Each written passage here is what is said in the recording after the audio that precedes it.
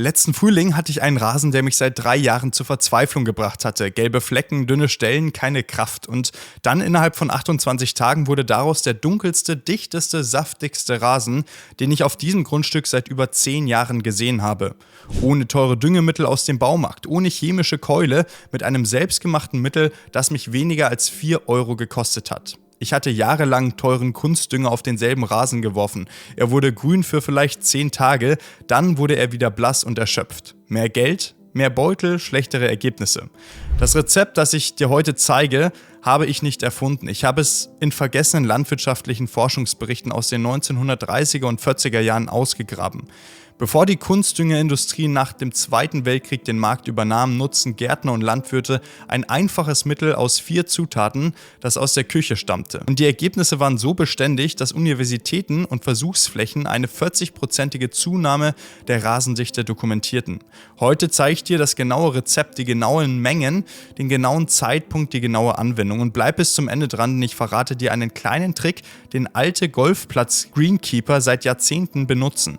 Eine einzige Zutat, die die Fabrik deines Rasens von einfachem Grün in dieses tiefe, fast smaragdgrüne Profi-Aussehen verwandelt. Wenn du also ein Zuschauer bist, der solche praxiserprobten Gartentricks liebt, die wirklich funktionieren, dann drück jetzt auf Abonnieren. Ich teile hier regelmäßig Methoden, die du so nirgendwo anders findest. Ich will ehrlich mit dir sein. Ich habe das über 20 Jahre lang falsch gemacht. Ich kaufte jedes Frühjahr das große Düngerpaket vom Baumarkt. Ich folgte den Anweisungen auf der Packung. Ich dachte, ich mache alles richtig und mein Rasen war trotzdem bestenfalls durchschnittlich.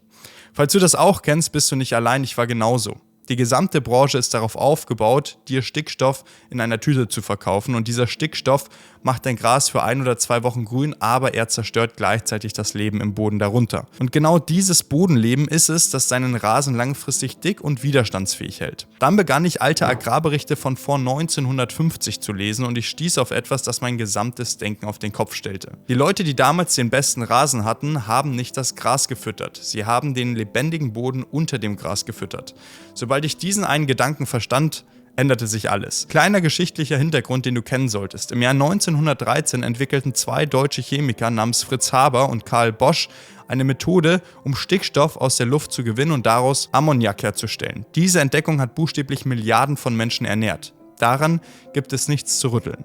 Aber nach dem Zweiten Weltkrieg wurden die Fabriken, die zuvor Ammoniak und Sprengstoff hergestellt hatten, auf die Produktion von Kunstdünger umgestellt und die brauchten einen Markt. Also wurde gezielt Marketing betrieben, das Hauseigentümer von den alten Methoden wegbrachte. Methoden, die aus echter Not entstanden waren. Von Greenkeepern, die große Anlagen und Golfplätze mit kleinem Budget pflegten. Von Gärtnern der Nachkriegszeit, die sich keinen Kunstdünger leisten konnten und stattdessen nutzten, was in Küche und Stall verfügbar war. Diese Menschen fanden durch Erfahrung heraus, wenn du die Bakterien und Pilze im Boden fütterst, füttert der Boden das Gras. Und moderne Bodenforschung hat das bestätigt. Bevor wir aber anfangen, irgendetwas zu mischen, musst du eines verstehen. Und das ist der entscheidende Punkt, den die meisten Gartenvideos nie erklären. Wenn du das kapierst, wird alles andere Sinn ergeben. Bleib also dran. Dein Gras isst den Dünger, den du aufträgst, nicht direkt. Es kann gar nicht. Graswurzeln können nur Nährstoffe aufnehmen, die zuvor von Bodenmikroben aufgeschlossen wurden, also von Bakterien und Pilzen, die in den obersten paar Zentimetern deines Rasens leben. Wenn diese Mikroben gesund und aktiv sind, wandeln sie organisches Material in genau die Nährstoffe um, die dein Gras braucht, in genau der Form, in der es sie aufnehmen kann. Was passiert also, wenn du Kunstdünger auf dieses Ökosystem schüttest? 2 Dinge. Die Grashalme werden kurzfristig grün, weil sie den schnellen Stickstoff direkt durch die Blattoberfläche aufnehmen, aber darunter dehydriert und tötet das Salz im Kunstdünger einen großen Teil dieser Bodenmikroben ab. Nach 1 bis 2 Wochen verblasst das Grün, der Boden ist schwächer als zuvor und du greifst wieder zur nächsten Tüte. Das selbstgemachte Mittel funktioniert genau umgekehrt. Jede Zutat darin ist darauf ausgelegt, die Mikroben zu wecken, zu füttern und ihre Arbeit zu unterstützen. Du umgehst den Boden nicht, du arbeitest mit ihm zusammen. Wenn du einmal auf dieses Prinzip umgestiegen bist, hört dein Rasen auf, ein ständiges Rettungsprojekt zu sein und wird zu einem System, das sich von selbst um sich kümmert. Klingt gut, oder? Dann lass mich dir jetzt mal genau zeigen, was in diese Flasche kommt. Das Rezept besteht aus 4 Zutaten. Du findest jede davon in jedem Supermarkt für insgesamt unter 5 €. Zutat 1, 240 Milliliter einfaches billiges Bier. Irgendein helles Lagerbier reicht völlig aus. Die Hefe im Bier ist voll mit Vitamin B und Gärungsprodukten, die Bodenbakterien lieben. Du gibst den Mikroben damit eine komplette Mahlzeit in flüssiger Form. Kurzer Hinweis für alle, die aus religiösen oder persönlichen Gründen kein Bier verwenden möchten: Ihr könnt stattdessen Hefewasser nehmen, einfach einen halben Teelöffel Trockenhefe in warmem Wasser auflösen, die Wirkung ist ähnlich. Zutat 2, 240 ml Schwarzmelasse. Das ist die Nahrungsquelle. Schwarzmelasse steckt voller einfacher Zucker und Spurenmineralien wie Eisen, Calcium und Magnesium. Die Zucker ernähren die Bakterien sofort, die Mineralien werden später vom Gras aufgenommen, du findest sie im Reformhaus oder online. Zutat Nummer 3, 240 ml einfacher Haushaltsammoniak. Das ist eine Stickstoffquelle, aber in kleiner Menge und stark verdünnt. Der Ammoniak wird schnell in eine Form umgewandelt, die die Bodenbakterien verarbeiten und an die Graswurzeln weitergeben können, ohne irgendetwas zu verbrennen. Wichtig: nur klarer, reiner Ammoniak, kein parfümierter, kein Spülmittelammoniak. Schau auf das Etikett, nur Ammoniak, sonst nichts. Zutat Nummer 4, 240 ml normales flüssiges Spülmittel. Nicht das antibakterielle, das Spülmittel wirkt als sogenannter Haftvermittler. Es bricht die Oberflächenspannung des Wassers auf, sodass das Mittel tief in den Boden eindringen kann, statt auf den Grashalmen zu bleiben. Es macht mit der Zeit auch verdichteten Boden lockerer. Das war's. Je 240 ml von jeder Zutat in eine saubere Flasche, fertig ist ein Konzentrat. Jetzt machen die meisten Leute den größten Fehler. Sie schütten das Konzentrat direkt auf den Rasen und wundern sich über braune Streifen. Das Konzentrat ist viel zu stark für direkte Anwendung, es muss stark verdünnt werden. So machst du es richtig. Nimm einen Schlauchanschlusssprüher, das ist eine kleine Kanne, die du direkt an den Gartenschlauch anschraubst. Gibt es in jedem Baumarkt für 10 bis 15 Euro. Fülle eine Tasse, ungefähr 240 ml deines Konzentrats, in den Behälter. Stelle den Sprüher auf etwa 2 Esslöffel pro 4 Liter ein.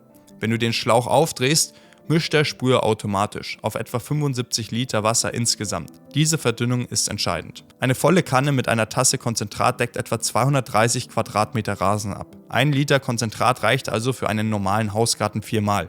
Das sind ungefähr 1 Euro pro Anwendung. Mehr ist nicht besser. Wenn du die Konzentration verdoppelst in der Hoffnung auf schnellere Ergebnisse, verbrennst du das Gras und stresst die Mikroben.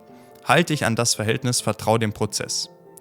Trag das Mittel am frühen Morgen oder am Abend auf, nie in der prallen Mittagssonne. Direkte Sonne lässt die Wirkstoffe verdunsten, bevor sie in den Boden ziehen können. Ideal ist zwischen 6 und 8 Uhr morgens oder nach 18 Uhr abends. Geh gleichmäßig über den Rasen und schwenke den Sprüher von einer Seite zur anderen, wie wenn du eine Wand streichst.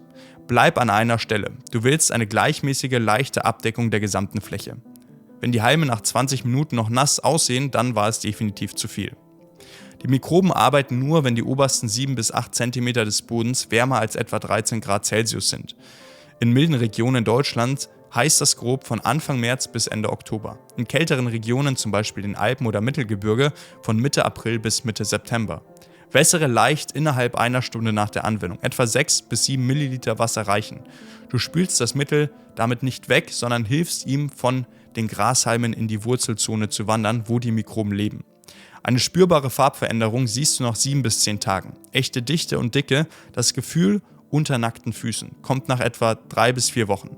Sei hier wirklich geduldig, der Boden baut sich darunter gerade neu auf. Gleich zeige ich dir den Trick der alten Golfplatz Greenkeeper, eine einzige zusätzliche Zutat, die die Farbe deines Rasens auf ein ganz anderes Level hebt. Aber zuerst lass mich dir die 4 häufigsten Fehler zeigen, die die meisten Leute machen und die ich selbst jahrelang gemacht habe. Fehler Nummer 1, das Baumarkt-Paketprogramm. Jedes Frühjahr kaufen Leute das bunte Düngerset und bringen es nach Plan aus. Diese Produkte sind nicht wirkungslos, aber sie füttern das Gras und verhungern den Boden. Nach Jahren wird dein Boden härter, trockener und unempfindlicher. Egal wie viel du aufträgst, der Effekt wird geringer. Das selbstgemachte Mittel dreht diese Spirale um. Fehler Nummer 2, zu viel Gießen. Wer einen schwachen Rasen sieht, denkt, mehr Wasser. Also läuft die Bewässerung jeden Tag 15 bis 20 Minuten. Das Problem ist, oberflächliches tägliches Gießen trainiert die Wurzeln, nah an der Oberfläche zu bleiben. Dort, wo sie schnell austrocknen. Die alten Greenkeeper wussten, lieber einmal oder zweimal pro Woche tief wässern, etwa 2,5 cm auf einmal. Die Wurzeln folgen dem Wasser in die Tiefe. Tiefe Wurzeln bedeuten einen robusteren Rasen. Fehler Nummer 3, zu kurz mähen. Ich sehe es ständig. Leute schneiden den Rasen auf 3 bis 4 cm runter, weil sie denken, sie müssen dann seltener mähen. Was sie wirklich tun, sie legen den Boden frei, töten die Mikroben durch direkte Sonneneinstrahlung und laden jede Unkrautsamen der Nachbarschaft ein. Heb deinen Mähbalken. Kühle Gräser, Deutschlands häufigster Gartenrassentyp, sollten auf 8 bis 10 cm stehen. Das Gras beschattet sich selbst, hält Feuchtigkeit und schützt die Mikroben, die du fütterst. Fehler Nummer 4, Schnittgut eintüten. Ich habe das selbst jahrelang gemacht, dann las ich die alten Forschungsberichte. Rasenschnitt liefert bis zu 30% des Stickstoffs, den dein Rasen kostenlos braucht. Lass die Schnittgut einfach liegen. Es zersetzt sich schnell und ernährt genau denselben Boden, den du mit dem Mittel aufbaust. Jetzt zu dem Trick, den ich dir am Anfang versprochen habe. Die alten Golfplatz Greenkeeper hatten eine geheime Waffe für dieses tiefe, fast smaragdgrüne Aussehen und das ist eine Zutat, an die die meisten Hobbygärtner nie denken. Flüssiges Eisen. Du findest es in jedem gut sortierten Gartencenter für etwa 10 bis 15 Euro pro Flasche. Einmal im Monat während der Wachstumszeit gibst du einfach 60 Milliliter flüssiges Eisen zu deiner normalen Portion Konzentrat in den Sprühbehälter und wendest alles gemeinsam an. Eisen füttert das Gras nicht so wie Stickstoff. Was es tut, es intensiviert das Chlorophyll in den Grashalmen, also den grünen Farbstoff. Die Farbe vertieft sich dramatisch, ohne das Gras zu übermäßigem Wachstum anzuregen. Dein Rasen bekommt dann diesen satten, dunklen Profi-Look innerhalb von 7 bis 10 Tagen. Der Grund, warum das in Vergessenheit geraten ist, die Kunstdüngerbranche hat Stickstoff als Antwort auf alles gepusht. Aber Forschung aus dem Bereich Rasenpflege zeigt seit Jahrzehnten, Stickstoff macht einen grünen Rasen, Eisen macht einen großartigen Rasen. Das ist der Unterschied zwischen ganz okay und wow, wie machst du das? Wenn dir das Video gefallen hat, abonniere den Kanal und vergesse jetzt nicht auf unser letztes Video zu klicken.